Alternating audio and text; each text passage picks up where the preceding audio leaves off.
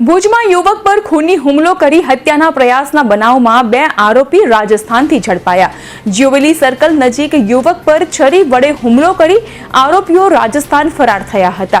રૂપિયાની લેતી દેતી મામલે કારમાં આવેલા 4 શખ્સે યુવક પર છરી દ્વારા હુમલો કર્યો હતો અને ત્યારબાદ તેઓ ફરાર થયા હતા।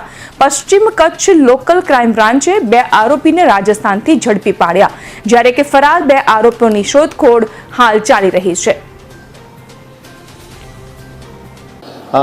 ગઈ તારીખ 21/3 રોજ 21 માર્ચના રોજ જે જ્યુબિલી ગ્રાઉન્ડ પાસે જે ક્રિકેટ ગ્રાઉન્ડ પાસે જે બનાવ બનેલો એમાં જે ખૂનની કોશિશનો ગુનો દાખલ કરવામાં આવેલો છે।